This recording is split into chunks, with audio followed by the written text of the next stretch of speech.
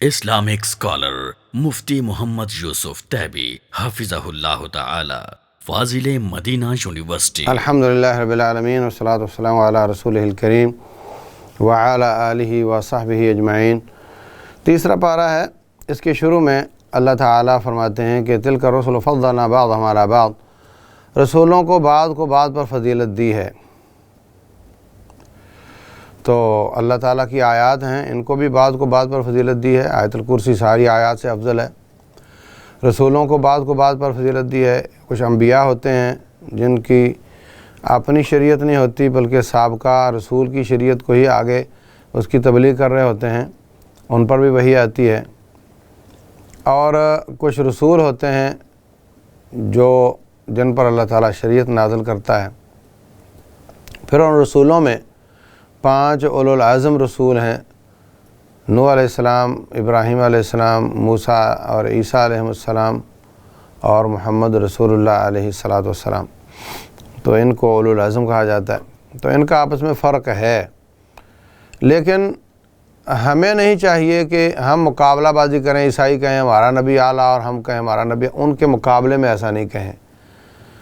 اس سے منع کیا رسول اللہ صلی اللہ علیہ وسلم نے، لیکن بنیادی طور پر آپ نے خود فرمایا انا سید ولد آدم، میں آدم علیہ السلام کی اولاد کا سردار ہوں۔ اس کے بعد آیت الکرسی ہے۔ آیت الکرسی سارے قرآن سے افضل آیت ہے آیات میں سے۔ اس میں اللہ تبارک و تعالیٰ کی عظمت بیان ہوئی ہے، اس کی خوبیاں بیان ہوئی ہیں۔ اس کو نیند نہیں آتی، اس کو اونگ نہیں آتی، وہ حی اور قیوم ہے، اور کوئی شخص اس کی اجازت کے بغیر کسی کی سفارش نہیں کر سکتا، اور کائنات کو چلاتا ہے اور وہ تھکتا نہیں ہے۔ تو اللہ تبارک و تعالیٰ کی صفات مثبت اور منفی دونوں طرح کی اس آیت میں موجود ہیں۔ یہ آیت، جیسا میں نے عرض کیا، بہت عظیم ہے۔ رسول اللہ صلی اللہ علیہ وسلم نے فرمایا کہ اگر کوئی شخص پڑھ کر سو جاتا ہے تو کوئی چور ادھر منہ نہیں کرتا، اور اس کو خصوصاً جو شیاطین ہیں وہ کوئی نقصان نہیں پہنچاتے۔ جو شخص اس کو سوتے وقت پڑھتا ہے اور جو شخص اس کو نماز کے بعد پڑھتا ہے، اس کی فضیلت بہت زیادہ ہے۔ فرمایا اس کے اور جنت کے درمیان صرف اس کی موت کا فاصلہ ہے۔ تو بہرحال یہ بڑی اہم آیت ہے، اس کو پڑھتے رہنا چاہیے، نمازوں کے بعد بھی، سوتے وقت بھی اس کو پڑھنا چاہیے۔ اس کے بعد حضرت ابراہیم علیہ السلام کا قصہ بیان ہوا ہے۔ ابراہیم علیہ السلام نے جب اللہ تعالیٰ کی وحدانیت کا اعلان کیا تو پہلے تو واسطہ پڑا والد کے ساتھ۔ والد دلائل میں ہار گیا تو گھر سے نکال دیا، قوم کے پاس آئے تو بت توڑ دیے، تو وہاں بھی دلائل میں قوم ہار گئی تو انہوں نے شکایت اوپر کر دی۔ تو نمرود کا لفظ صحیح حدیث سے ثابت تو نہیں، لیکن مشہور یہی ہے کہ وہ نمرود تھا۔ اس کے ساتھ مقابلہ ہوا تو دلائل میں وہ بھی ہار گیا۔ تو اس کا ایک قصہ مختصر یہاں بیان ہوا ہے۔ کہنے لگا جی تیرا رب کیا کرتا ہے؟ کہا میرا رب جو ہے وہ زندگی دیتا ہے اور موت دیتا ہے۔ تو کہا یہ کام تو میں بھی کر سکتا ہوں۔ اب بجائے اس کے کہ اس بال کی کھال اتارتے اور اس کی وضاحت کرتے، نہیں تو کیسے کر سکتا ہے، یہ بندہ تو پہلے سے زندہ تھا، تو نے تھوڑا کیا ہے، انہوں نے ایک نئی دلیل بیان کر دی کہ میرا رب مشرق سے سورج طلوع کرتا ہے، تو مغرب سے کر کے دکھاؤ۔ تو وہ وہاں پہ لاجواب ہو گیا۔ اس نے کہا اس کا ایک ہی علاج ہے کہ اس کو جلا دیا جائے۔ آگ میں پھینکا تو اللہ تعالیٰ نے ان کو معجزانہ طور پر وہاں سے بچا لیا۔ تو یہ قصہ اختصار کے ساتھ یہاں پر بیان ہوا ہے۔ تیسرے رکوع میں وہ لوگ جو اللہ تعالیٰ کے راستے میں خرچ کرتے ہیں اور لوگ جو خرچ کر کے اس پر احسان جتلاتے ہیں، ان کا تذکرہ ہوا ہے۔ کہا جو اللہ کے راستے میں خرچ کرتے ہیں اور احسان نہیں جتلاتے خالص نیت کے ساتھ، ان کی مثال ایسے جیسے ایک دانے کو 7 بالیاں لگیں اور ہر بالی میں 100 دانہ ہے، تو ایک کا 700 اور کسی کا اس سے بھی زیادہ ہو جاتا ہے۔ اور وہ لوگ جو احسان جتلاتے ہیں دینے کے بعد، وہ اپنے اعمال کو ضائع کر لیتے ہیں۔ یا ایھا الذین آمنوا لا تبطلوا صدقاتکم بالمن والاذی، احسان جتلا کر، تکلیف دے کر اپنے صدقات کو ضائع نہ کرو۔ چوتھے رکوع میں اللہ تبارک و تعالیٰ نے صدقہ کرنے میں ہی ایک اور احتیاط بیان کی ہے کہ جو چیز تمہیں پسند نہیں، جس کو تم پسند نہیں کرتے، وہ صدقہ کیوں کرتے ہو؟ وہ چیز پسند کرو جو آپ کو بھی پسند ہو۔ مثلا ایک شخص ایسی چیز ہے جو یعنی کوئی بھی نہیں کھاتا، وہ پھینکنے جیسی ہے، وہ صدقہ کر رہا ہے۔ ایک کپڑا بالکل پھٹا جگہ جگہ سے جو پہننے کے قابل نہیں رہا ہے، وہ صدقہ کر رہا ہے۔ تو اللہ فرماتے ہیں کہ جب تمہیں کوئی اس طرح کی چیز دے تو تم قبول نہیں کرو گے، تو تم یہ اللہ واسطے کیوں دیتے ہو؟ لیکن اس میں ایک بات یاد رکھیں کہ آپ نے کپڑا پہنا، ابھی پھٹا نہیں، پہننے کے لائق کا ہے، اور آپ اس کو صدقہ کر دیں، اب جب کیونکہ آپ کا نیا سل کر آ گیا تو اس میں کوئی حرج کی بات نہیں۔ یعنی وہ چیز بہت ہی ردی نہیں ہونی چاہیے، وہ استعمال کے قابل ہو تو وہ دی جا سکتی ہے اگرچہ پرانی ہو۔ چوتھے رکوع میں صدقہ کن کو دینا چاہیے اس کی تھوڑی وضاحت ہے۔ اللہ فرماتے ہیں للفقراء الذین احصروا فی سبیل اللہ لا یستطیعون ضربا فی الارض، ایسے فقیر جو کہیں جانے کے قابل نہیں ہیں، بیمار ہیں، یا اور عام آدمی سمجھتا ہے کہ یہ مانگتا نہیں تو یہ غنی ہے، یہ فقیر نہیں ہے، لیکن ان کے حالات بتاتے ہیں، سمجھدار آدمی سمجھ سکتا ہے کہ یہ بندہ فقیر ہے۔ ایسے لوگوں کو خود تلاش کر کے دینا چاہیے۔ ایک آدمی آ کر کہتا ہے 10 روپے دے دو، جگہ جگہ روڈوں پہ اور اشاروں پہ اور ادھر ادھر بیٹھے ہوتے ہیں، یہ فقیر نہیں ہوتے اکثر، ان میں یہ پیشہ ور ہوتے ہیں، ان کا ایک ٹھیکیدار ہوتا ہے، وہ ان کو وہاں چھوڑتا ہے اور شام کو کلیکٹ کرتا ہے اور ان کے سارے پیسے ان سے لے لیتا ہے اور ان کی مزدوری جو ایک دن کی بنتی ہے وہ ان کو دے دیتا ہے۔ یہ نیشنل بھی ہوتے ہیں، انٹرنیشنل بھی ہوتے ہیں، تو یہ اس لائق نہیں ہوتے، لیکن اگر کوئی اللہ کا واسطہ دے کر مانگتا ہے تو تھوڑا بہت اس کو دے دینا چاہیے، 5 روپے دے دو، 2 روپے دے دو، تاکہ وہ اللہ کے واسطے کی پرواہ کرتے ہوئے، اس کی فکر کرتے ہوئے ہم نے دے دیا۔ ورنہ جو اصل خیرات اور اصل تعاون ہے اس کے لیے خود بندے تلاش کرو کہ جو واقعتاً حقدار ہوں، اور ان کو 2 4 10 روپے نہیں بلکہ پوری کفالت کرنے کی کوشش کرو تاکہ وہ بحال ہو جائے اور اپنے پاؤں پر کھڑا ہو جائے۔ اس کے بعد صدقہ ہوتا ہے کہ آپ نے پیسے دے دیا کسی کو اور کوئی مفاد اس سے حاصل نہیں کیا۔ اس کے بعد اللہ تعالیٰ تذکرہ کرتا ہے ربا کا، سود کا۔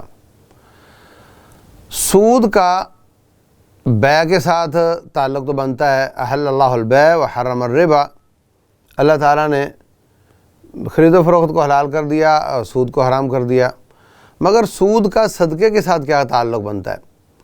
تو کسی کے تعاون کی بہترین شکل یہ ہے کہ آپ اس کو پیسے دے کر بھول جاؤ تو اس کے ہو گئے، یہ بہترین تعاون ہے۔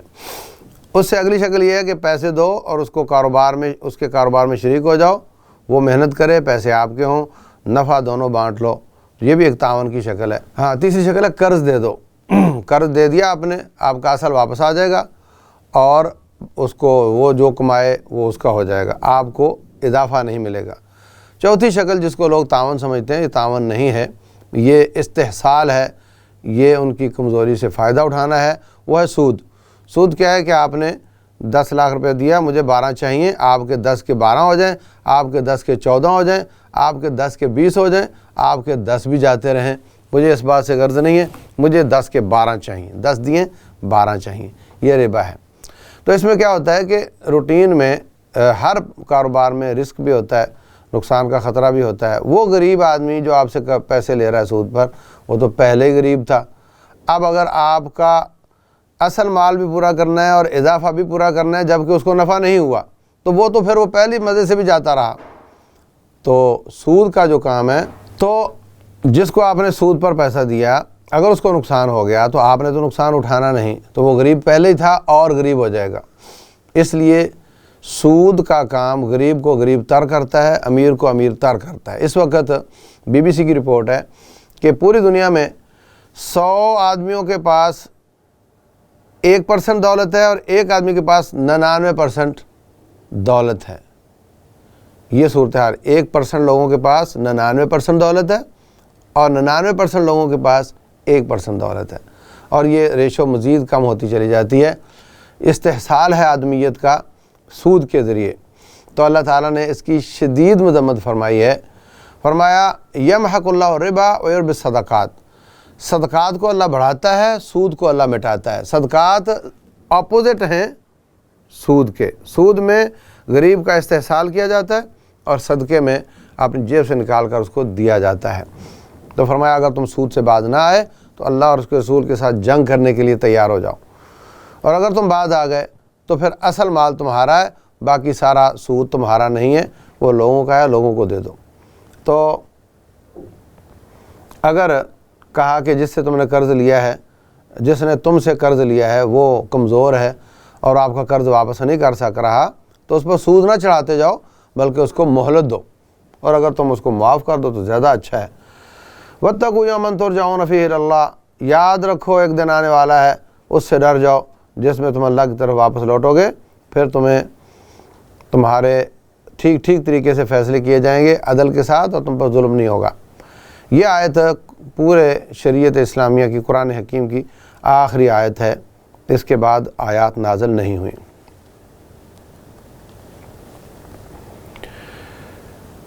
تو چونکہ مالیات کے مسائل چل رہے ہیں تو یہاں پر پہلے صدقے کا بیان ہوا، پھر سود کا بیان ہوا، اور اب قرض حسنہ کا بیان ہے کہ آپ پیسہ دے دو مگر اضافہ نہ لو، تو وہ قرض حسنہ کہلاتا ہے، اور اس کے آداب یہ بیان کیے ہیں کہ جب تم قرضہ لو، اور یہ قرآن کی سب سے لمبی آیت ہے، اس کو آیت مدائنہ کہتے ہیں۔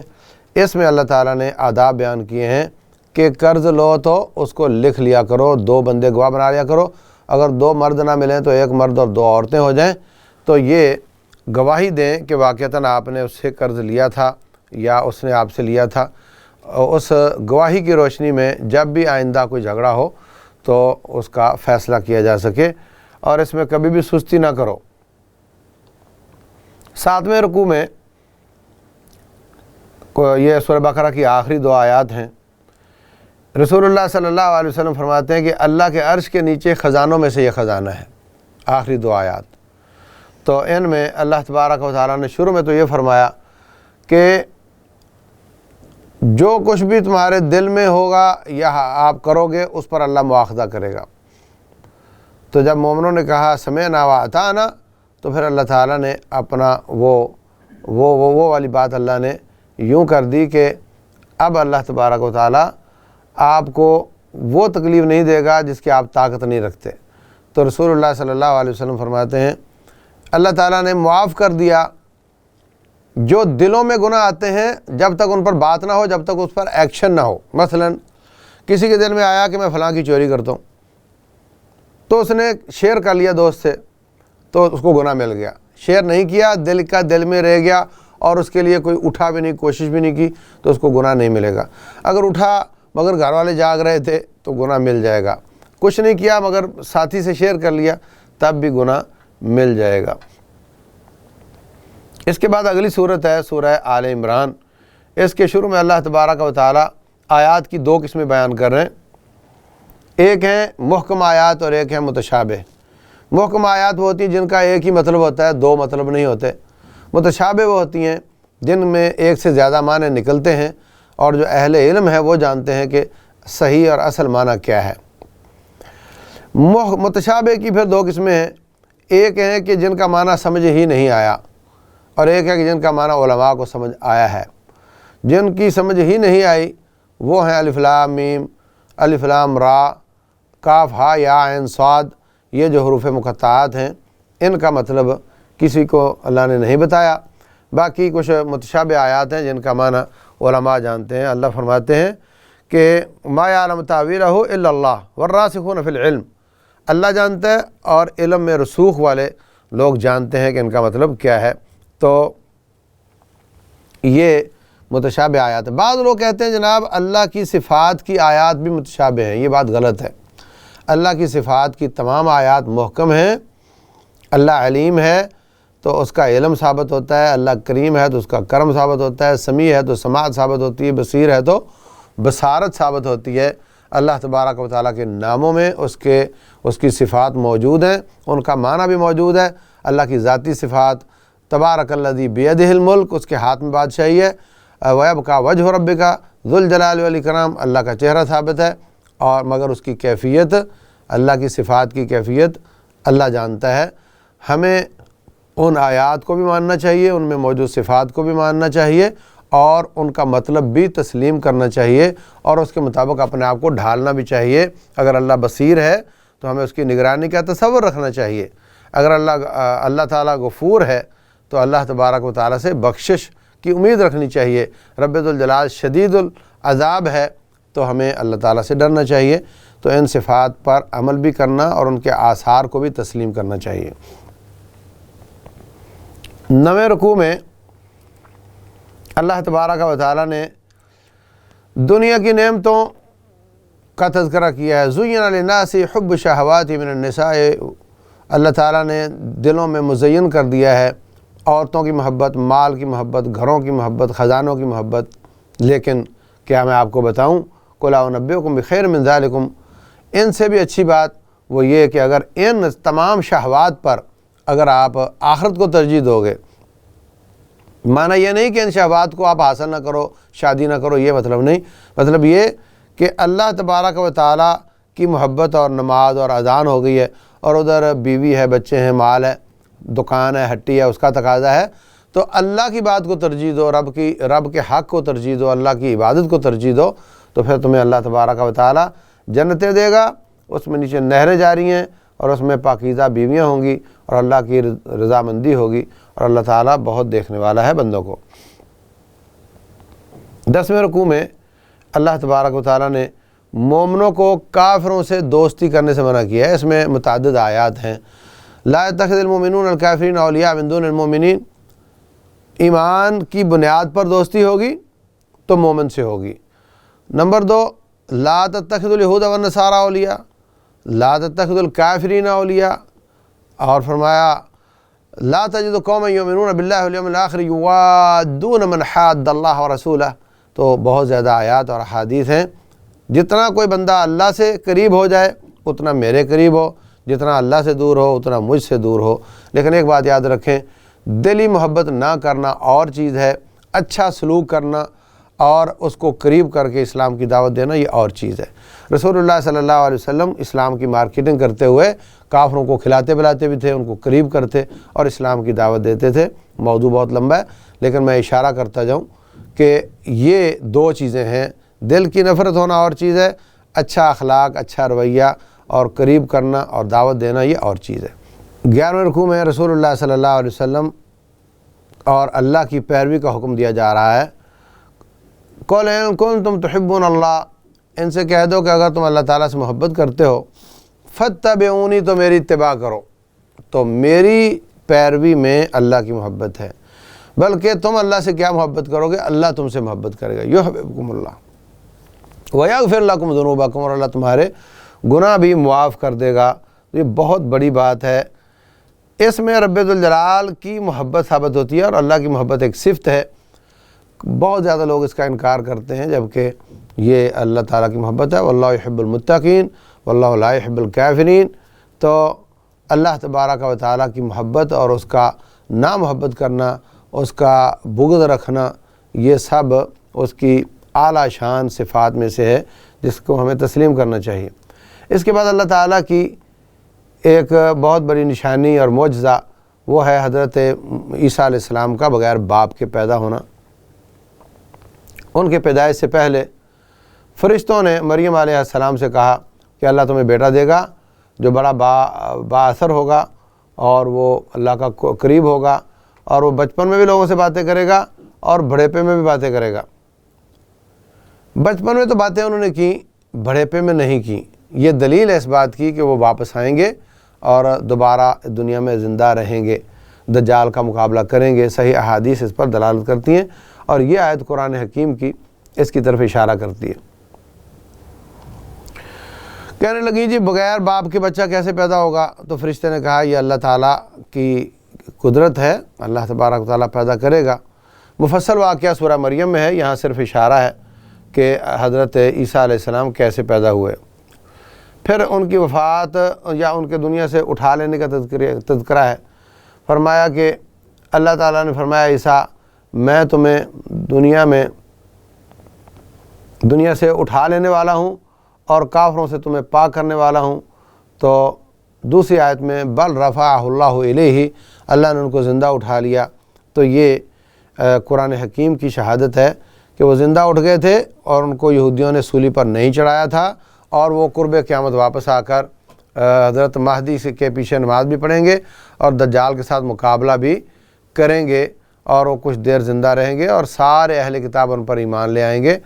تو یہ ساری صحیح احادیث بخاری مسلم وغیرہ میں ہیں جو ان آیات کی تائید کرتی ہیں۔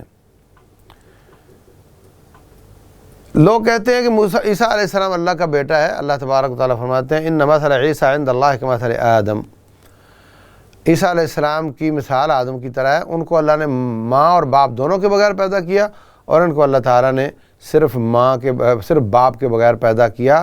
اللہ نے پیدا کیا، اللہ کا بیٹا نہیں ہے بلکہ اللہ تعالیٰ کی مخلوق ہے۔ اور یہ 13واں رکوع تھا۔ 14ویں رکوع میں اللہ تعالیٰ عیسائیوں کو دعوت دیتا ہے، یہودیوں کو دعوت دیتا ہے، اے نبی علیہ الصلوۃ والسلام ان سے کہہ دو یا اہل الکتاب تعالوا الی کلمۃ سواء بیننا وبینکم الا نعبد الا اللہ۔ میرے ایک طرف تو مکے کے کافر ہیں جو نہ اللہ کو اللہ، نہ رسول کو رسول، نہ کعبہ، نہ قرآن کو قرآن، نہ آخرت کو مانتے ہیں، اور تم تو کم از کم مجھے نہیں مانتے تو باقی چیزیں تو تم مانتے ہو، تو کم از کم تم تو ان باتوں میں میرا ساتھ دو جن میں تم میرے ساتھ ہو۔ تو اللہ کے پر ایمان اور اپنے نبی پر ایمان تو تم نہیں لاتے، تو کتاب پر ایمان، آخرت پر ایمان یہ تو تم لاتے ہو۔ تو جو ہمارے مشترکہ چیزیں ہیں ان کی بنیاد پر آؤ ہم اکٹھے ہو جائیں، ان کی بنیاد پر تو میری مخالفت نہ کرو، ان کی بنیاد پر تو میرے خلاف نہ چلو بلکہ میرا ساتھ دو۔ تو یہ آیت رسول اللہ صلی اللہ علیہ وسلم جب عیسائی بادشاہوں کو خط لکھتے تھے تو ان کو یہ آیت لکھ کر بھیجا کرتے تھے۔ اسی سے استدلال کیا محدثین نے کہ کافر قرآن کو ہاتھ لگا سکتا ہے، اور اسی سے ثابت ہوا کہ جس کا وضو ٹوٹ گیا ہے وہ تلاوت بند نہ کرے، جاری رکھے، وہ بھی اپنی تلاوت جاری رکھ سکتا ہے کیونکہ وہ اس کافر سے برا نہیں ہے۔ پھر اس میں کچھ 15ویں رکوع میں اہل کتاب کی ایک سازش بیان ہوئی ہے۔ کہنے لگے تم ایسے کرو، صبح مسلمان ہو جایا کرو اور شام کو کافر ہو جایا کرو، تاکہ نئے آنے والے مسلمان کو ہم یہ کہہ سکیں یا کافروں کو یہ کہہ سکیں کہ میں بھی مسلمان تھا، میں سارا کچھ دیکھ آیا ہوں، سب غلط ہے، جھوٹ ہے، میں اندر کا آدمی ہوں، میں گواہ ہوں، تاکہ لوگوں کو اسلام سے متنفر کیا جا سکے۔ اور کسی پر اعتماد نہ کرو سوائے اس کے جو تمہارے دین پر عمل کرتا ہو، صرف اس پر اعتماد کرو، مسلمانوں پر اعتماد نہ کرو۔ یہ کافروں کی بات ہے۔ اور اگلے رکوع میں اللہ تبارک و تعالیٰ فرماتے ہیں لیکن سارے اہل کتاب اس طرح نہیں ہیں، کچھ ایسے ہیں جن کو آپ خزانہ دے دو امانت کے طور پر تو خزانہ پورے کا پورا آپ کو واپس کر دے گا، اور کچھ اہل کتاب ایسے ہیں جن کو آپ 1 دینار دے دو تو وہ بھی واپس نہیں کرے گا۔ مطلب یہ کہ مکے کے مشرکوں اور یہود و نصارہ میں فرق کرنا پڑے گا، وہ اللہ کو مانتے ہیں، وہ نہیں مانتے۔ نمبر 2، یہودیوں اور یہودیوں میں بھی فرق ہوگا، عیسائیوں اور عیسائیوں میں بھی فرق ہوگا، ان کے رویے مختلف ہیں، کچھ اپنے دین پر ہیں، کچھ اپنے دین سے دور ہیں۔ تو ہمارے ہاں جو یہ رویہ چلتا ہے کہ جناب حکمران نعوذ باللہ کافر ہو گئے اور جناب عیسائیوں اور یہودیوں جیسے ہو گئے، اور پاکستان میں ہی دھماکے شروع کرو، ان کو مارنا شروع کرو، یہ رویہ بالکل غلط ہے۔ یہ مسلمان یا یہ جو ہمارے مولوی ایک دوسرے پر فتوے جوڑتے ہیں اور کہتے ہیں فلاں نے فلاں کے پیچھے نماز پڑھ لی، اس کا نکاح جاتا رہا اور وہ تجدید ایمان اور تجدید نکاح کرے گا، یہ سب غلط طریقے ہیں۔ یہ کلمہ پڑھنے والے لوگ ہیں، یہ اللہ کو اللہ، رسول کو رسول، کعبہ کو کعبہ، قرآن کو قرآن مانتے ہیں، اگرچہ ان کے رویوں میں یا ان کے عقیدے میں کچھ جھول ہے، ان میں کچھ کمزوریاں ہیں، تو کوئی شک نہیں، ان کی اصلاح کی ضرورت ہے، دعوت اور تعلیم کے ذریعے، فتووں کے ذریعے نہیں۔ تو جو کلمہ پڑھنے والے ہیں اور نمازیں پڑھتے ہیں، اللہ، آخرت، نبی، قرآن، کعبہ، ان سب کو مانتے ہیں، ان کو فتوے نہ جوڑو ان پر، بلکہ ان کی اصلاح کرو۔ اللہ کے نزدیک ہو سکتا ہے وہ کافر بھی ہو چکے ہوں، اور وہ بدترین ہو چکے ہوں بد عقیدگی کی وجہ سے، لیکن ہمارے حساب سے ہمیں ان کے ساتھ مسلمانوں والا ہی سلوک کرنا ہے اور ان پر فتوے نہیں لگانے، نہ نفاق کا اور نہ کفر کا۔ البتہ علماء بیٹھیں اس آدمی کے ساتھ اور اس کی باتوں کو سنیں، اس کو نصیحت کریں، پھر وہ نہیں مانتا تو علماء اس پر فتویٰ لگا سکتے ہیں، لیکن ہر آدمی کو اور ہر شخص کو اور اس کے ساتھ بیٹھے بغیر، اتمام حجت کیے بغیر ایسے ہی فتوے جوڑتے رہنا، اس کی کوئی گنجائش نہیں ہے۔ آخری رکوع اس پارے کا یہ ہے، اس میں اللہ تعالیٰ فرماتے ہیں کہ اسلام کی اہمیت کیا ہے۔ ان الدین عند اللہ الاسلام، اور یہ کہ ومن یبتغی غیر الاسلام دینا فلن یقبل منہ، دین صرف اللہ کے نزدیک اسلام ہے، جو اسلام کو چھوڑ کر کوئی اور دین لے کر آئے گا قبول نہیں کیا جائے گا اور وہ رد کر دیا جائے گا۔ بنیاد یہ ہے، آپ 10 کروڑ روپیہ صدقہ کر دو اور آپ اسلام پر نہیں ہو، یا آپ اللہ کے ساتھ شرک کرتے ہو، یا آپ اللہ کے سوا کسی اور کی عبادت کرتے ہو، تو وہ آپ کا پیسہ ضائع ہو جائے گا، قبول نہیں ہوگا۔ اور اگر آپ خالص اسلام پر ہیں، توحید پر ہیں، نبی کی سنت پر ہیں، تو آپ 10 روپے بھی صدقہ کرو گے تو اللہ تعالیٰ ان کو چاہے تو 10 کروڑ بنا سکتا ہے۔ تو بہر صورت بنیادی چیز خالص اسلام کو تلاش کرنا اور اس پر عمل کرنا ہے، اس پر چلتے ہوئے پھر جو آپ نیکیاں کریں گے اللہ تعالیٰ اس کو قبول کرتا چلا جائے گا۔ واللہ اعلم، وصلی اللہ وسلم وبارک علی نبینا محمد۔